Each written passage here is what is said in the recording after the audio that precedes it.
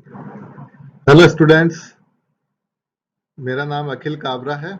मैं राजकीय पॉलिटेक्निक महाविद्यालय अजमेर में प्रवक्ता कंप्यूटर के पद पर कार्यरत हूं। आज हम सी में कॉन्स्टेंट्स क्या होते हैं और कितने प्रकार के होते हैं ये पढ़ेंगे। Types of constants and what do you mean by constants in C. तो हम शुरू करते हैं कॉन्स्टेंट्स इन सी लैंग्वेज। इससे पहले हमने पढ़ा था वेरिएबल्स क्या होते हैं। तो वेरिएबल का मतलब नाम से ही जाहिर हो रहा है जिसकी वैल्यू वेरी करे, चेंज करती रहे प्रोग्राम के एग्जीक्यूशन के दौरान, जिसकी वैल्यू चेंज हो सके उसे हम वेरिएबल कहते हैं। और उससे भी पहले हमने पढ़ा था कि सी में जो अल्फाबेट्स होते हैं, नंबर्स होता है और स्पेशल सिंबल होता है, जब उनको हम प्रॉपरली कंबाइन करते हैं तो हमें कॉन्स्टेंट्स, वेरिएबल या कीवर्ड्स मिलते हैं। हमने स्टेप्स फॉर लर्निंग सी इसके अंतर्गत पढ़ा था कि अल्फाबेट्स, नंबर्स और स्पेशल सिंबल को सिंटैक्स का पालन करते हुए मिलाकर जब लिखा जाता है तो हमें विभिन्न प्रकार के कॉन्स्टेंट्स, वेरिएबल्स और कीवर्ड्स प्राप्त होते हैं। और इनमें से फिर हमने देखा वेरिएबल का मतलब है कि जिसकी वैल्यू प्रोग्राम के एग्जीक्यूशन के दौरान बदल सके। और वेरिएबल के टाइप्स हमने देखे, integer variable, real variable, character type का वेरिएबल। और वेरिएबल किस काम में आते हैं? Variables are used for storing the constants. तो जितने प्रकार के वेरिएबल हैं वो अपने अपने प्रकार के कांस्टेंट्स को स्टोर करेंगे। इंटीजर वेरिएबल क्या करता है? इंटीजर कांस्टेंट को स्टोर करता है। रियल वेरिएबल क्या करता है? रियल कांस्टेंट को स्टोर करता है। तो अब हम कांस्टेंट्स को आगे पढ़ते हैं। अब कांस्टेंट की क्या परिभाषा होगी कि कांस्टेंट मतलब हिंदी में इसे कहते हैं स्थिरांक, जिसका मान अर्थात वैल्यू स्थिर रहे उसे हम कांस्टेंट कहते हैं। Constant is a quantity that does not change. Constant is an entity that does not change. अर्थात कांस्टेंट वो एंटिटी है जिसका वैल्यू, जिसका मान बदल नहीं सकता।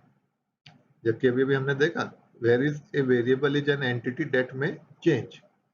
तो कांस्टेंट क्या है? कांस्टेंट एक ऐसी वैल्यू या ऐसी एंटिटी है जिसका मान बदल नहीं सकता।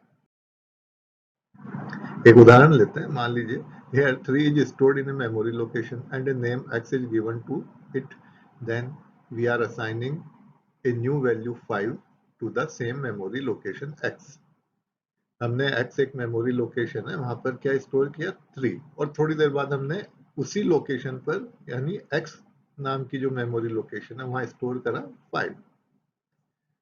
तो होगा क्या? जब हमने किसी मेमोरी की लोकेशन का नाम रखा x और शुरू में वहां स्टोर किया 3 और कुछ समय बाद हम कह रहे हैं उसी लोकेशन पे हमने स्टोर कराना है 5, तो 3 की जगह 5 ओवरराइट हो जाएगा। अर्थात ये जो x नाम का वेरिएबल है वो एक समय में एक ही वैल्यू को स्टोर करेगा। जो ही हम दूसरी वैल्यू उस मेमोरी लोकेशन पे स्टोर करेंगे तो x नाम के वेरिएबल में स्थित पुरानी वैल्यू की जगह नई वैल्यू ओवरराइट हो जाएगी। तो हमारे इस उदाहरण में क्या होगा? x की 3 जो वैल्यू थी, पुरानी वैल्यू, उसकी जगह 5 ओवरराइट हो जाएगा x नाम की मेमोरी लोकेशन में। अर्थात x में क्या स्टोर हो जाएगा? 5। तो यहाँ पर since the location whose name is x can hold different values at different times, x is known as variable। कि x में पहले 3 था, फिर हमने उसमें क्या स्टोर कर दिया? 5 कर दिया। तो x की वैल्यू पहले 3 थी, फिर x की वैल्यू कितनी होगी? 5।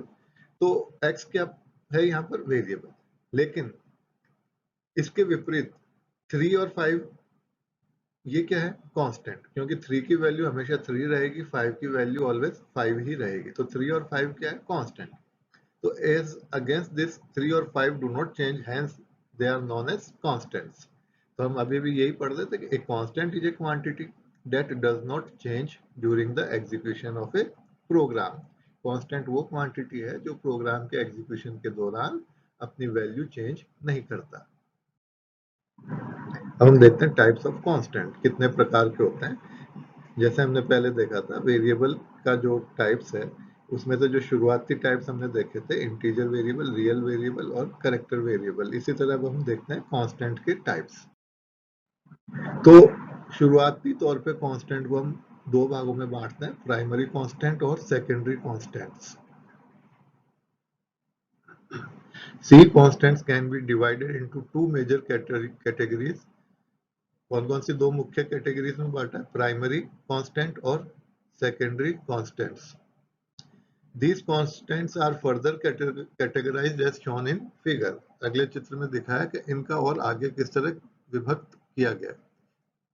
जो मेन कैटेगरी है वो प्राइमरी और सेकेंडरी, फिर इनको आगे किस तरह डिवाइड किया गया, ये देखिए। सी कांस्टेंट की दो types, primary constant, secondary constant. फिर आगे प्राइमरी कांस्टेंट को फिर से हमने इंटीजर कांस्टेंट, रियल कांस्टेंट और कैरेक्टर कांस्टेंट में बांटा है। कैरेक्टर कांस्टेंट के साथ एक और कांस्टेंट हम यहाँ रख सकते हैं, स्ट्रिंग कांस्टेंट।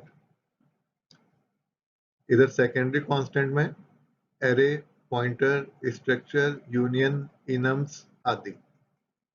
तो ये स्क्रीन पे दिखाई दे रहा है क्लासिफिकेशन, या हम कह सकते हैं डिफरेंट टाइप्स ऑफ कांस्टेंट्स। फिर से बताता हूँ, प्राइमरी कांस्टेंट और सेकेंडरी दो भागों में बांटा है। फिर इनका आगे क्लासिफिकेशन, प्राइमरी का इंटीजर, रियल, कैरेक्टर कांस्टेंट और स्ट्रिंग कांस्टेंट। सेकेंडरी कांस्टेंट को array, pointer, structure, union, enum आदि। अब हम वन बाय वन इनको आगे पढ़ते हैं। शुरुआत में हम क्या करते हैं, केवल इंटीजर, रियल और कैरेक्टर कांस्टेंट का अध्ययन करेंगे। At this stage we would restrict our discussion to only primary constants. कौन कौन से प्राइमरी कांस्टेंट तक सीमित रखेंगे? अभी हमारा ये जो लेसन है इसको इंटीजर, रियल और कैरेक्टर कांस्टेंट तक ही सीमित रखेंगे।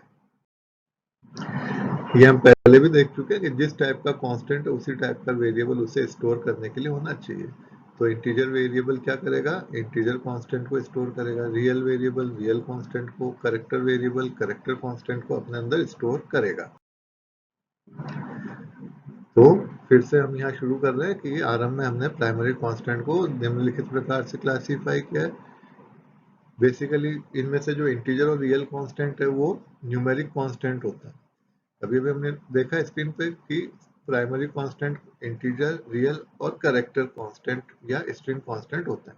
तो इसमें तो जो इंटीजर कांस्टेंट और रियल कांस्टेंट है उसको हम कहते हैं न्यूमेरिक कांस्टेंट, क्योंकि ये डिजिट्स और नंबर से जुड़े हुए हैं, इसलिए इनको हमने क्या कहा? Numeric constant. लेकिन कैरेक्टर कांस्टेंट या स्ट्रिंग कांस्टेंट को हमने कैरेक्टर कांस्टेंट की कैटेगरी में रखा है। तो हम कह सकते हैं कि न्यूमेरिक कांस्टेंट के अंतर्गत इंटीजर और रियल कांस्टेंट, कैरेक्टर कांस्टेंट के अंतर्गत कौन से प्राइमरी कांस्टेंट आएंगे? कैरेक्टर कांस्टेंट और स्ट्रिंग कांस्टेंट्स। अब हम इनके नियम पढ़ते हैं कि rules for constructing different types of constant. अभी हमने जो डिफरेंट टाइप्स देखी कांस्टेंट्स की, इनके कुछ नियम है, उन नियमों का अध्ययन करते हैं।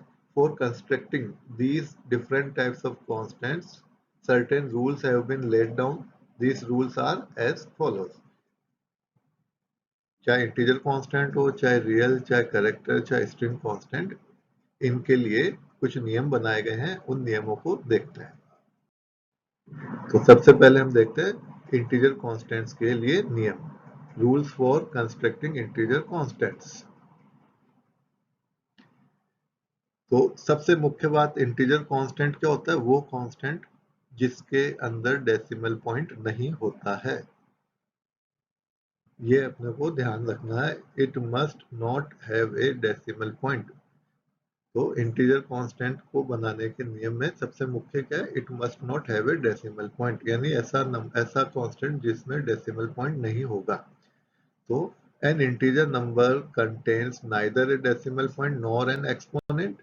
Thus, an integer number is a sequence of digits preceded by a sign if needed. Integer constant क्या होगा? बिना दशमलव बिंदु वाला कांस्टेंट जिसके साथ में उसका चिन्ह जुड़ा हो सकता है। चिन्ह मतलब प्लस या माइनस का चिन्ह हो सकता है। तो इसके जो नियम है उनको थोड़ा और विस्तार से देखते हैं। पहला point, an integer constant must have at least one digit, कम से कम एक डिजिट तो होना ही चाहिए।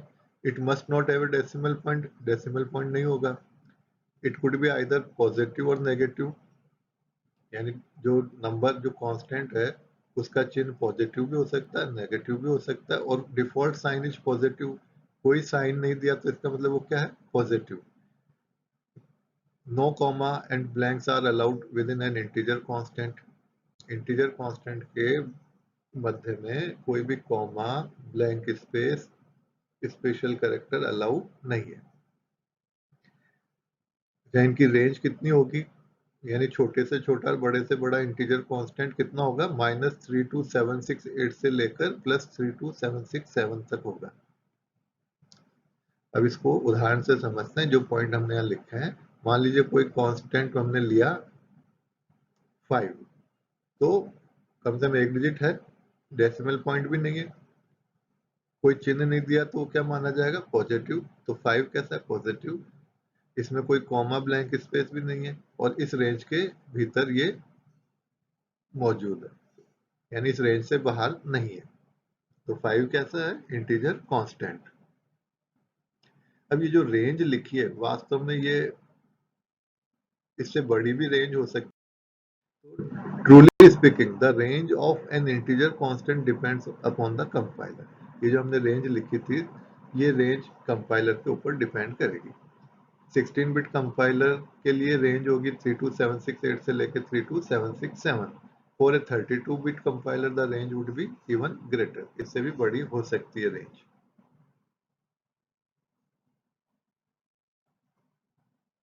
तो जो रेंज है हमने जो लिखी थी, -32768 से लेके प्लस का 32767, ये जो रेंज है ये केवल 16 बिट कंपाइलर के लिए है। अगर 32 बिट कंपाइलर होगा तो इंटीजर कांस्टेंट की रेंज और बढ़ जाएगी।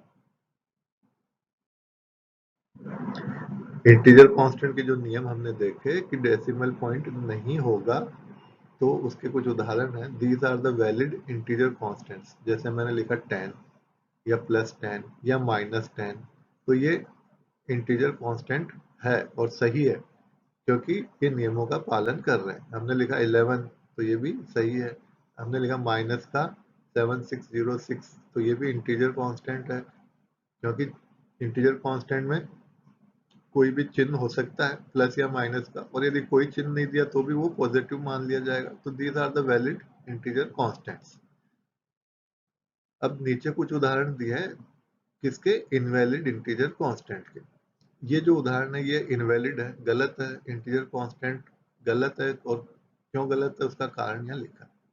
जैसे इस एग्जांपल में क्या गलती है, कॉमा लगा हुआ है, कॉमाज आर नॉट अलाउड, इसलिए ये इंटीजर कांस्टेंट अमान्य है, इनवैलिड है।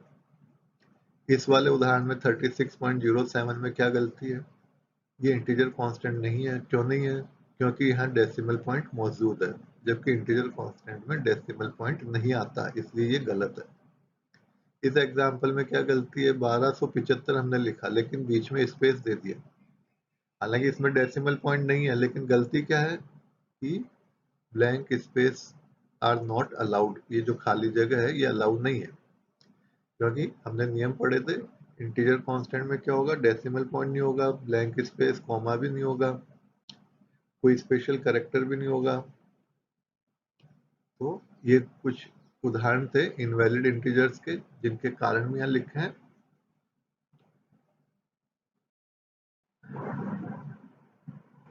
A real number must contain either a decimal point or an exponent.